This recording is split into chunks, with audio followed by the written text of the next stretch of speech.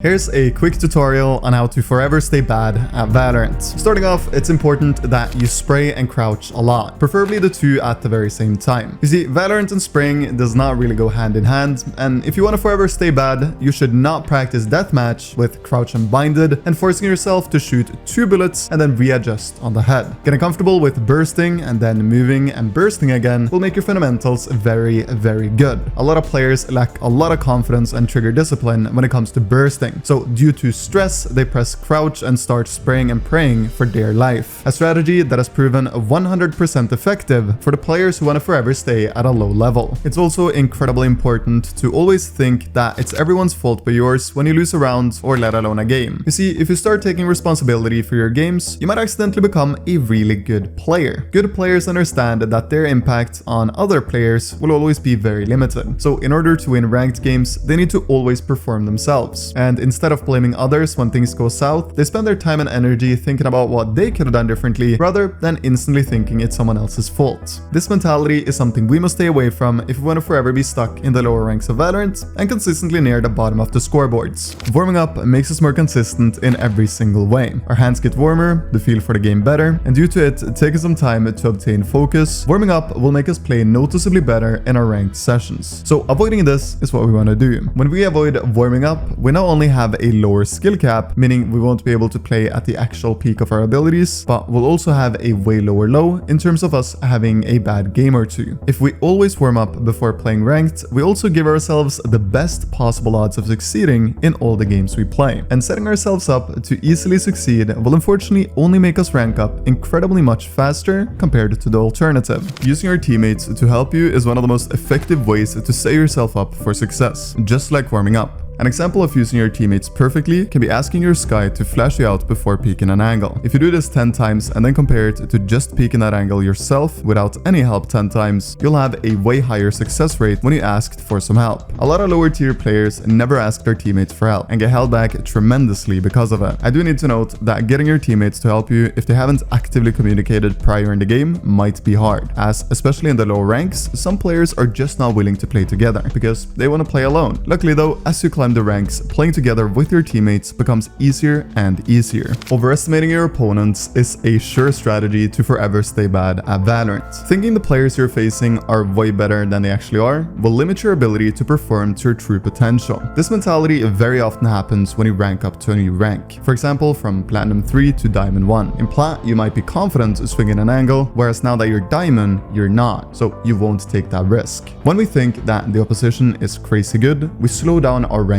progress with many percentage points. And I see time and time again players who are scared to take risks, even though they are more than good enough to successfully do so. Because of this insecurity, they play in a rank that is 2 to 3 tiers lower than where their potential actually lies. Talking about your true potential, if you only solo queue, it will be a lot harder to reach it. Now, you can get to the top ranks of Valorant by solo queuing, but in order to do so, you have to have a chain of qualities that very few players have. You need to be able to maintain the team's mentality, which is super hard. You have to always be comfortable carrying the matches you play and be extremely good at not only adapting to the different play styles of the players on the team, but also the personalities. In other words, on average, solo queuing to a high rank will take longer than duo queuing. The reason I think it's important to make an effort to always play with a duo is because when doing this, you'll win more games, get more RR, and meet better players as a result. This will in turn make you better because, as you all know, the better the competition, the better the practice. So a player who duo queues for a year versus solo queues for a year will be more skilled at the game, given the same level of playtime and talent. One thing people never think about is their quality of practice. Having low quality practice will ensure that you forever stay bad at the game. The first way a ton of people have low quality practice is by giving up in their ranked games. If you get destroyed by the opposing team and the score is, say, 7-0, it's often super hard to keep on trying. So what a lot of people do is stop trying for the remaining 15 or so minutes of the match. This will of course result in very low quality practice. That doesn't really help our improvements at all. If we were to, instead of giving up, try for those remaining 15 minutes, we could probably get in some solid repetitions of potential clutches, us trying to entry frag against a team that is clearly better, or playing an afterplan situation where you meet tough competition. Those 15 minutes might not seem like a lot in any one individual game, but over the course of one's entire career, it will matter a lot more than you think. Another way people get low quality practice is listening to music on full blast when playing, whether it be ranked or even deathmatch. Understanding and utilizing auditory awareness is crucial if you ever want to succeed at the highest level of ranked. And just like with everything else, you need to practice how good you are at understanding audio cues. You can practice with music if it's something you find beneficial, but just make sure your game is loud enough to the point where you can hear your opponents. Your intuition or game sense is one of your most valuable attributes as a player, but sadly a lot of extremely talented players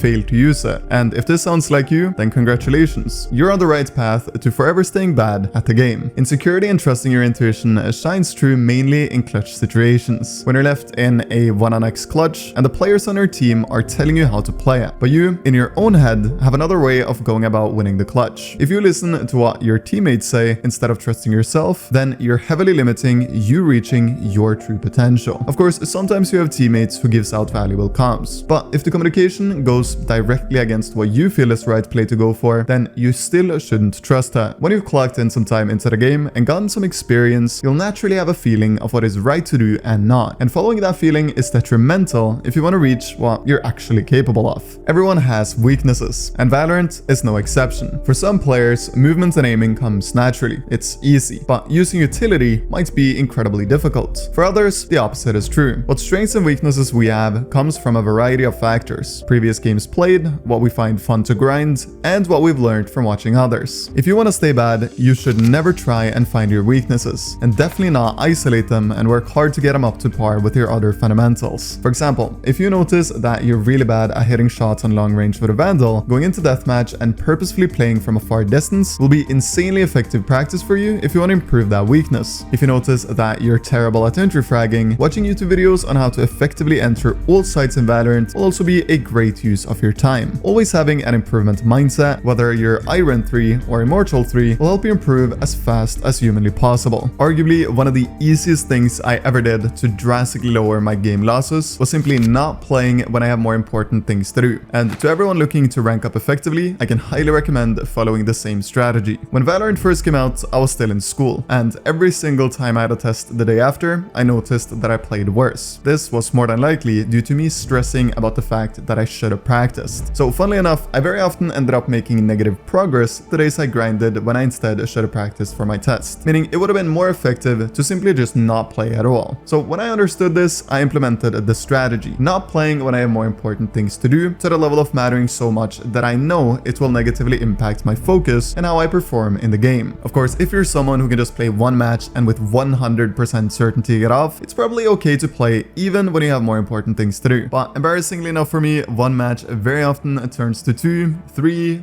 4, or even 5. So not playing at all these days has helped my ranked career a ton.